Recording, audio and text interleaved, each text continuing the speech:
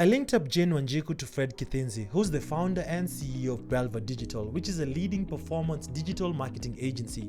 Belva was listed as a top 100 SME in 2018, and I've worked with numerous corporate and SME clientele, including Little Curb, Dawa, EcoBank, amongst many others. Hi Fred. Hi Jana. It's nice to meet you. Nice to meet you. Thank you so much for having me. I've come here today to pick your brains. I hope it's okay. I can give you some. Okay, so first of all, I'd like to know, you are a very inspirational person. I've been looking through Belva Digital for a minute right now, and I think you are very inspirational. First of all, I look up to you, some of the accomplishments that you've made. It's great to hear. Okay, and I'd like to know, how did you start? So sort of started by accident. So I didn't sit down and have a grand plan. Sorry to disappoint. But some of the best decisions sometimes we make are those instinct driven.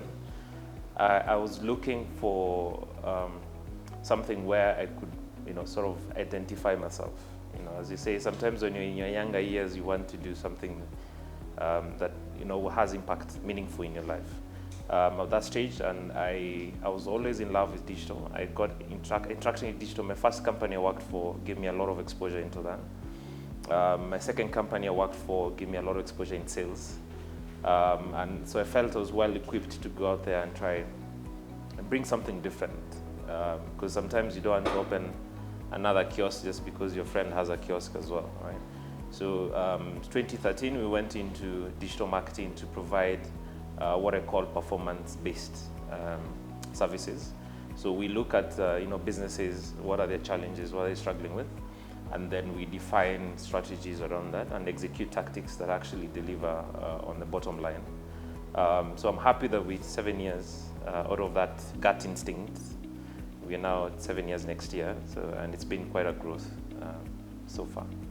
Oh, that's nice. So for 7 years, you have been able to, going through your profile, I have seen you have been able to work with big companies like Google, EcoBank, and so on.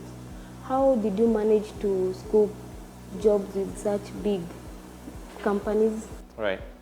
It's a very good question. So I'll go back to the basic rule that they say that your network is your net worth. My first employer was Google. So while there, I built a lot of good relationships that have led to the businesses I got since. Fortunately, after that, I also worked for IBM. Again, a big company, a lot of exposure, a lot of opportunities. So along the path, I met a lot of people that shaped my career to date. And those are friends that I kept, and those are friends that sometimes you meet in boardrooms when you're pitching, and they can always vouch for you. So I would say the reason we have the clients we have to date is because of the relationships and the networks that are established during my earlier career. Yeah.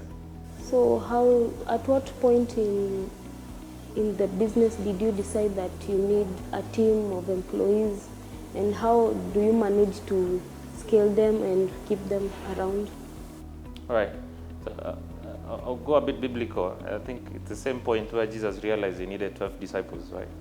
How many people is he going to reach when he's himself? So the same thing, sorry to compare myself to Jesus, but you get to a point where you can't do as much as you can. You need helping hands. And that's where the essence of team comes in.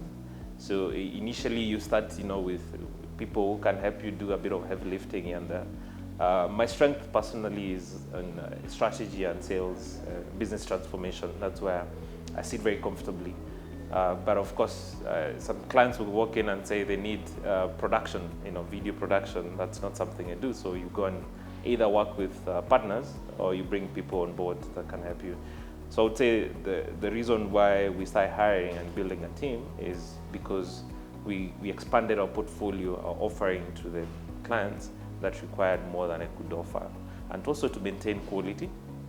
Time is the only resource we have of the same amount. And you can't work 24 hours, unfortunately. So you need people who can help you, bridge that gap of time and delivering the value that you promised. Yeah. So for someone who has been in the business for 7 years, that's a long time, and I know challenges you have faced, they are always there. So what are the challenges that you have faced as someone who has been on the digital space for a while now? Well, I would say, in Kenya, we say Kenya is unique, or rather, quite a number of African markets are unique in the business environment has its peculiar habits.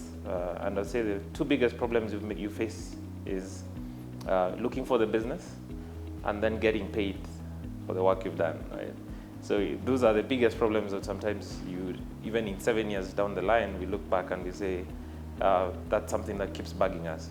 We have, every year you have debts you have to write off from clients who've literally said no to paying or no longer in business, or something happened, right? It's not because you didn't deliver value, but because you actually delivered, and you actually delivered value but you didn't get paid for it.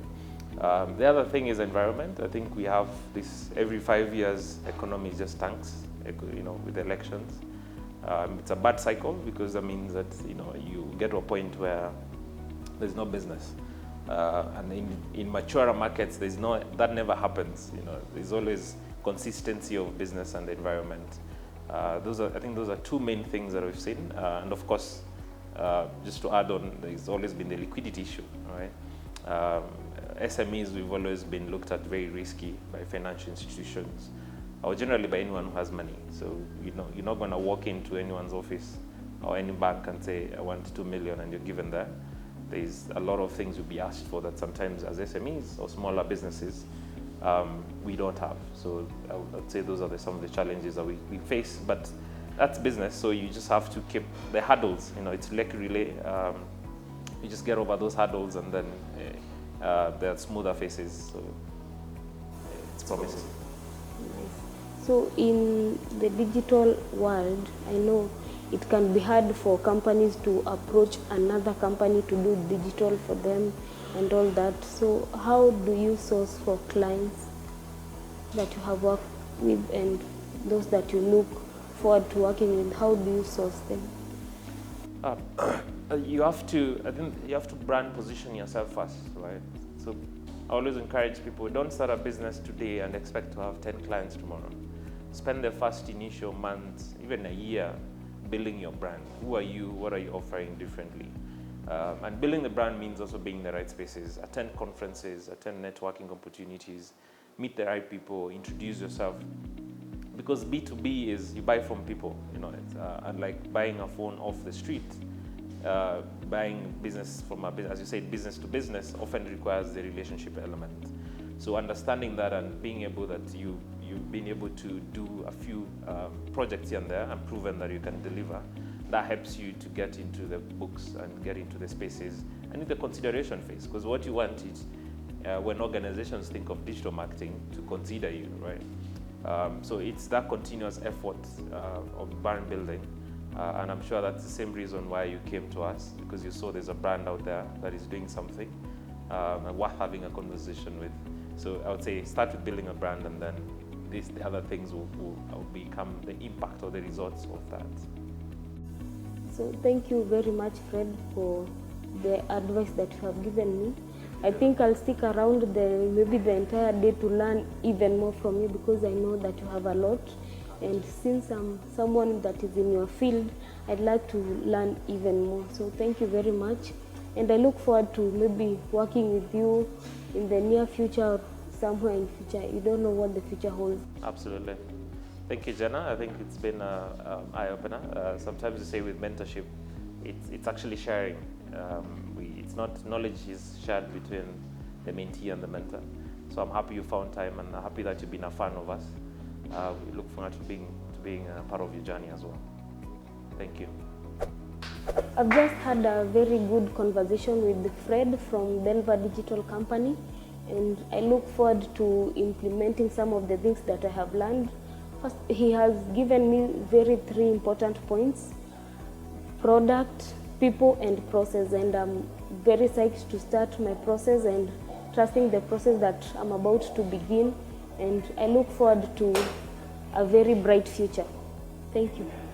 I am at the trophy leading cabinet of Belva Digital. All these are some of the awards they've won, and this is the top 100 SME that were crowned last year. Hope you've learned a thing or two from the conversation between Fred and Jenna on the digital business. And if you're an entrepreneur out there and you'd like to be a part of the show, feel free to reach us on our social media handles. And also remember each and every Wednesday to grab a copy of The Standard, to read the Hustle magazine, where I usually write the Business Coach column.